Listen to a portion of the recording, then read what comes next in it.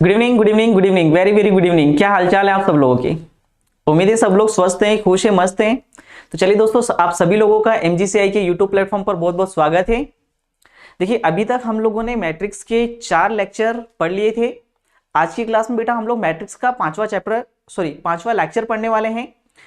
अभी तक हमने क्या क्या सीखा, तो सबसे पहले बात करें तो सबसे पहले लेक्चर में बेटा हम लोगों ने सीखा था कि असल मायने में मैट्रिक्स होता क्या है। ठीक है, मैट्रिक्स के अंदर उसका ऑर्डर क्या होता है, नंबर ऑफ एलिमेंट्स क्या होते हैं, किसी एलिमेंट की वैल्यू निकालनी है उसका एड्रेस क्या होता है, ये हम लोगों ने सीखा था। उसके बाद आगे हम लोग बात करें तो फिर मैट्रिक्स के अलग अलग टाइप्स देखे थे हम लोगों ने कि नल मैट्रिक्स क्या होता है, इक्वल मैट्रिक्स क्या होता है, अलग अलग टाइप्स देखे थे हम लोगों ने। स्केलर मैट्रिक्स क्या होता है, आइडेंटिटी मैट्रिक्स क्या होता है, डायगोनल मैट्रिक्स क्या होता है। फिलहाल मैं सारे वर्ड इंग्लिश में बोल रहा हूँ, हिंदी में मैंने आप लोगों को बताए थे। उसके बाद जो हम लोगों ने और आगे चीज़ों को बढ़ाया तो फिर हमने देखा कि मैट्रिक्स को जोड़ा कैसे जाता है।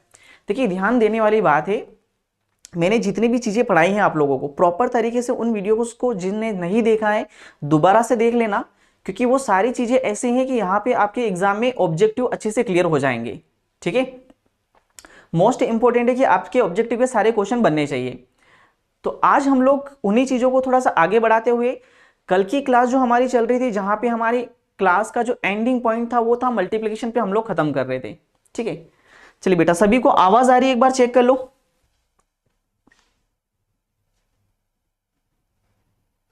आवाज वगैरह देख लो, आवाज सही से आ रही है ना? सलोनी,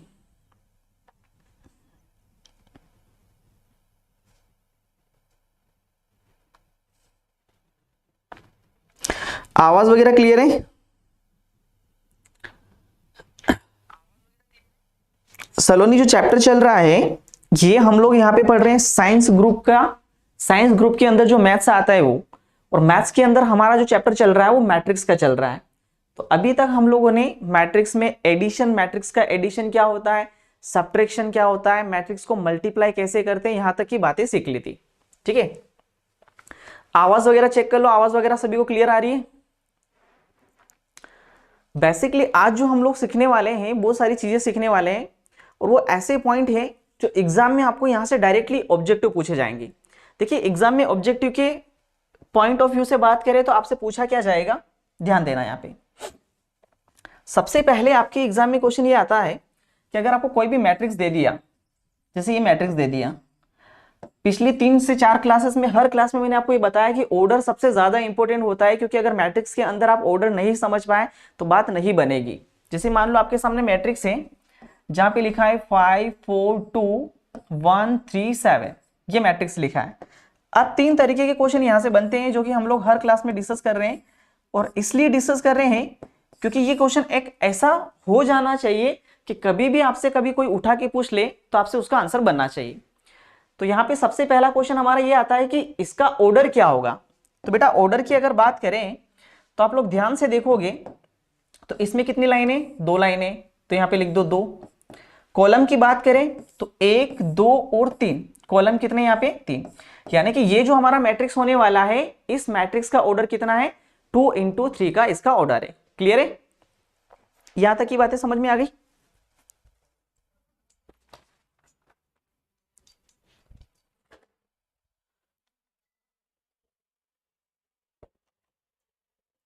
अब देखिए, चीजों को थोड़ा सा और आगे बढ़ाते हैं हम लोग। आज की क्लास में हम लोग क्या सीखने वाले हैं, कल की क्लास में मैंने आपको लास्ट पॉइंट पर जो यहां पे छोड़ा था वो था हमारा मल्टीप्लिकेशन। एडिशन तो आप लोगों को सभी को अच्छे से आ गया होगा। अगर हम लोग एक क्वेश्चन की बात करें, जैसे मान लो एक मैट्रिक्स है हमारे पास 5 4 3 और 2। ठीक है, अब मैं आपसे ये पूछूं कि आप ये बताइए कि इस मैट्रिक्स का ऑर्डर क्या है, तो आप सिंपल सा कहोगे कि सर इसमें 2 लाइनें दिख रही है और कॉलम भी कितने दिख रहे हैं हम लोगों को, 2। तो ये मैट्रिक्स है हमारे पास 2 × 2 का एक मैट्रिक्स है। और मान लो यहाँ पे मैं एक और मैट्रिक्स लिखता हूं, ये मैट्रिक्स है हमारे पास 6 2 1 3, और मैं कहूं कि बस जरा ये बताइए कि ये मैट्रिक्स किस ऑर्डर का है।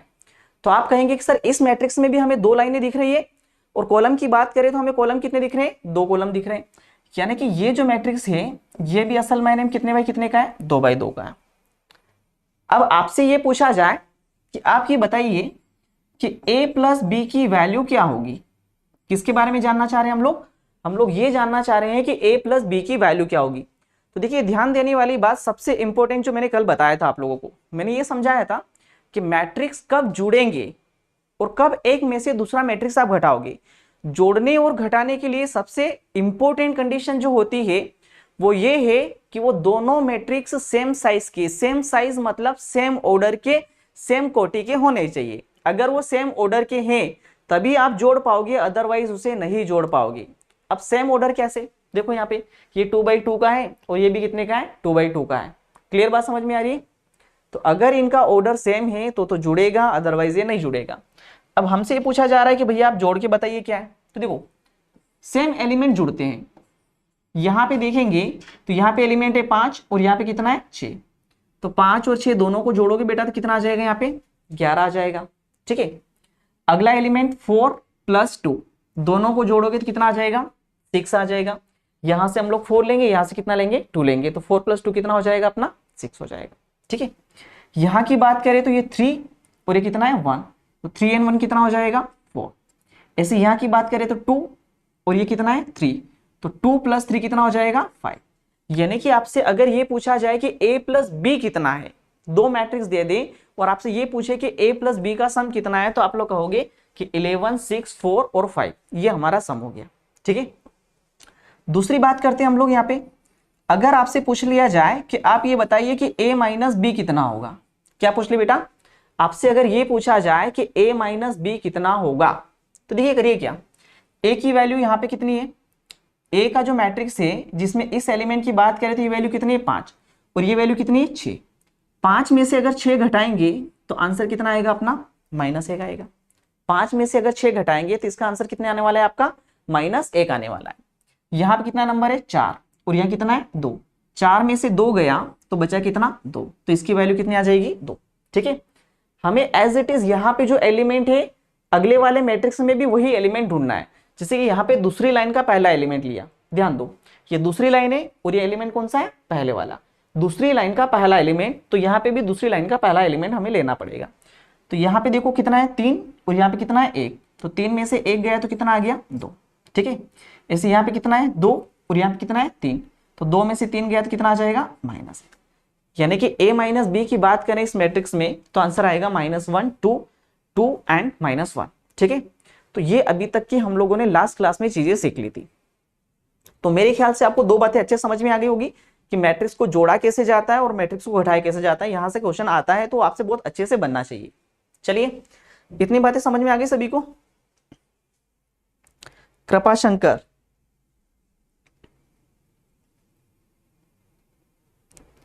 ठीक है बेटा, है ना, जस्ट 1 मिनट।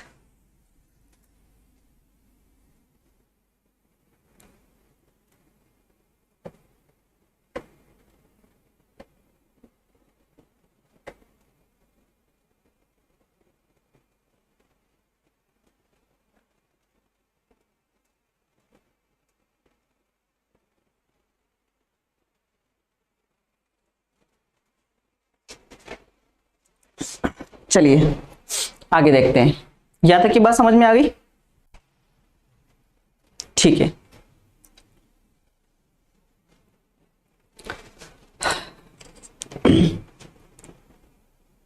आगे की बात करते हैं। अब हम लोग यहां पे बात कर रहे हैं कि ये जो मैट्रिक्स दे रखा है a और b, इसका मल्टीप्लिकेशन कैसे होगा। जो हमारे पास मैट्रिक्स है a और b, इसका मल्टीप्लिकेशन, सबसे इंपॉर्टेंट पॉइंट यही होता है कि मल्टीप्लाई करना बहुत सारे बच्चों को नहीं आता है, तो बिल्कुल ध्यान से समझिएगा, क्योंकि मल्टीप्लाई करना सीख गए तो मैट्रिक्स में सारी चीजें आप लोगों को लगभग आ जाती है। ठीक है, तो हम लोग यहाँ पे मल्टीप्लाई कैसे करेंगे, कल भी मैंने आपको सॉल्यूशन समझाया था, इसे थोड़ा सा हम लोग साइड में कर देते हैं। देखो मल्टीप्लाई के लिए सबसे पहले करना क्या है, इसका ऑर्डर देखिए 2 × 3 और इसका ऑर्डर क्या है 3 × 1। तो मल्टीप्लिकेशन की एक शर्त होती है कि ये दोनों नंबर भैया क्या होने चाहिए आपके सेम, ये दोनों नंबर क्या होने चाहिए सेम। अगर ये दोनों नंबर सेम है तो ही आप मल्टीप्लाई कर सकते हो, अदरवाइज मल्टीप्लिकेशन संभव नहीं है। समझ आ रही बात, ये दोनों नंबर अगर सेम है, कौन से वाले, ये दोनों नंबर, मैंने इसका ऑर्डर लिखा 2 3, इसका ऑर्डर लिखा 3 1, ये दोनों नंबर सेम है तो मल्टीप्लाई की प्रोसेस आगे बढ़ेगी, अदरवाइज मल्टीप्लिकेशन की प्रोसेस आगे नहीं बढ़ेगी। चलिए तो बात बढ़ाते हैं आगे। अब मैट्रिक्स असल मायने में बनेगा क्या, तो 3 से 3 कैंसिल कर दो तो बच क्या रहा है 2 and 1, यानी कि हमारा जो मैट्रिक्स बनेगा उसका जो ऑर्डर होगा, हमारा जो मैट्रिक्स बनेगा उसका ऑर्डर होगा वो होगा 2 into 1 का। क्या इतनी बात समझ में आती है रवि कुमार? बेटा एग्रीकल्चर की जो क्लासेस है तुम्हारी वो स्टार्ट होगी अभी, आपका एजी 1 2 3 में जो सब्जेक्ट चल रहा है फिजिक्स चल रहा है, फिजिक्स जैसे ही खत्म हो जाएगा उसके बाद वहां पे क्लासेस शुरू हो जाएगी। ये हमारी इस टाइम पे 6:30 to 7:30 जो क्लास चलती है बेटा वो चलती है साइंस ग्रुप की, ठीक है? क्लियर यहां तक?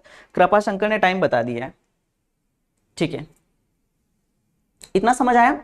तो हम लोग यहाँ पे बात कर रहे हैं, ठीक है, इसे मैं हटा दे रहा हूं क्योंकि ये हम लोगों ने समझ लिया, या फिर इसे थोड़ा सा और छोटा कर देते हैं, ठीक है? अब ध्यान दो, वापिस से क्वेश्चन पर आते हैं हम लोग कि इन मैट्रिक्स का मल्टीप्लाई कैसे होगा। तो हमें समझ में आ रहा है कि इनका जो ऑर्डर बनेगा, जो नया मैट्रिक्स बनेगा उसका ऑर्डर होगा 2 into 1 का। कितने का ऑर्डर होगा? 2 into 1 का ऑर्डर होगा। अब देखो कैसे बनाएंगे। तो सबसे पहले हम लोग एक लाइन ऐसे खींच देंगे, एक लाइन ऐसे खींच देंगे।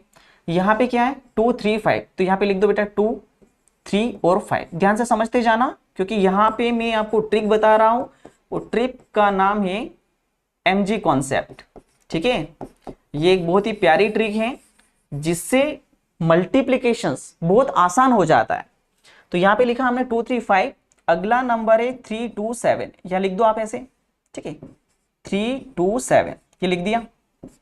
अब ध्यान दो यहाँ पे क्या लिखेंगे, यहाँ पे कॉलम एज इट इज 3 6 7, इधर कॉलम आएगा, एक ही कॉलम है, ये सिंपल सा देख रहे हैं एक ही कॉलम है, तो बस एक ही नंबर आ जाएगा। अब फाइनल आंसर लिखना शुरू करते हैं बेटा। ये ऐसे लाइनें खींच दो यहाँ पे और ऐसे लाइनें खींच दो, तो देखोगे तो एक डिब्बा ये दिख रहा है और एक डिब्बा ये दिख रहा है, एक डिब्बा ये और एक डिब्बा, इसका मतलब ये हुआ कि ये 2 into 1 का मैट्रिक्स बनने वाला है, ठीक? अब नजरें बिल्कुल स्क्रीन पर होना चाहिए, ठीक है? सभी को, सभी की नजरें एकदम स्क्रीन पर होना चाहिए क्योंकि अब जो मैं बात बताने जा रहा हूं सबसे ज्यादा इंपॉर्टेंट है। देखिए कैसे मल्टीप्लाई करेंगे, तो ये नंबर का मल्टीप्लाई करेंगे हम लोग 3 के साथ, तो 2 into 3 कितना हो जाएगा बेटा 6 हो जाएगा। क्लियर बात समझ में आ गई? दूसरे नंबर का मल्टीप्लाई दूसरे नंबर के साथ, तो 6 into 3 कितना हो गया 18 हो गया। और तीसरे नंबर का मल्टीप्लाई तीसरे नंबर के साथ, तो 7 into 5 कितना हुआ 35। ये 3 नंबर आए, इनको जोड़ दीजिए। क्लियर हो गया? उसके बाद चलिए इन्हें जोड़ भी लेते हैं हम लोग। 35 और 8 हुआ 43 और 10 53 और 6 हो गया दिस इज 59। तो ये नंबर बनेगा अपना कितना 59। समझ आ रही बात? यहां पे आंसर आ जाएगा अपना 59। आगे बात करते हैं, कलर में यहाँ पे चेंज कर लेता हूं। 3 का मल्टीप्लाई बेटा 3 के साथ, तो 3 3 जा कितना हो गया 9 हो गया। दूसरे नंबर का मल्टीप्लाई दूसरे नंबर के साथ, तो 2 गुणा 6 कितना हो गया 12 हो गया। और 7 7 जा कितना हो गया 49 हो गया। ठीक है, जोड़ लेते हैं। 49 plus 2 51 plus 10 this is 61 plus 9, ये हो गया अपना 70। यानी कि हमारा जो मैट्रिक्स बना, ये जो 2/1 का मैट्रिक्स बना, इसे हम लोग बोल रहे हैं 2/1 का मैट्रिक्स। इसका जो आंसर है वो है 59 और कितना 70। समझ आ गया सभी को? 59 और 70। विनोद माली, बेटा 12 की एग्जाम जो है आपकी मार्च में होगी। चलिए इसे ध्यान से देखिए, मैं थोड़ा साइड में हो जा रहा हूं ताकि आप इसका स्क्रीनशॉट ले लीजिए।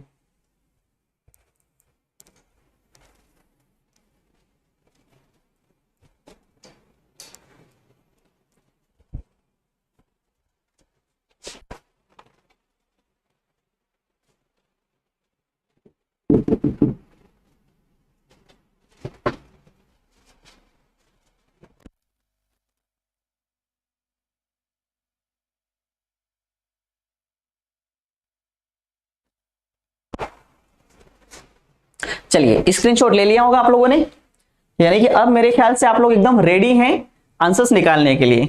ठीक है, कृपा शंकर, विनोद, बेटा सभी को समझ में आ गया है? हाँ स्क्रीनशॉट हो गया है। ठीक है, निखिल ओके।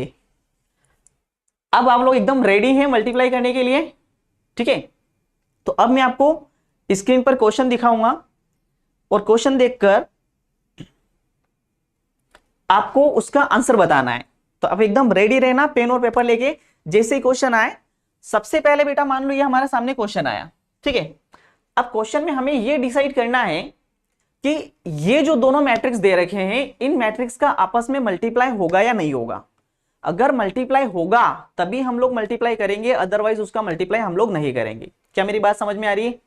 तो चलिए मैं थोड़ा सा स्क्रीन से साइड हो जाता हूं। आपके सामने क्वेश्चन है, आपको 1 मिनट का टाइम दिया जाएगा और आप उसका आंसर निकालने के लिए एकदम रेडी रहें।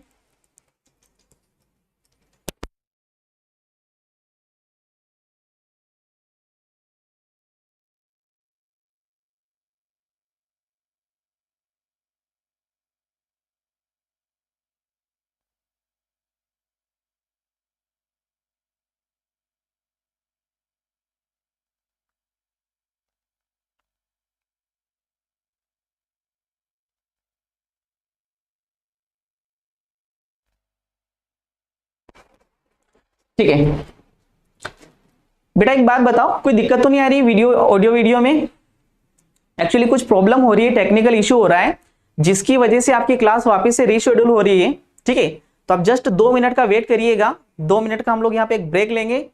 ब्रेक यानी कि क्लास वापस से शेड्यूल करी जा रही है, उसके लिए वापस से मिलते हैं आप लोग को एग्जैक्ट 2 मिनट के बाद। ठीक है, तब तक के लिए आप ये क्वेश्चन सोल्व करिए।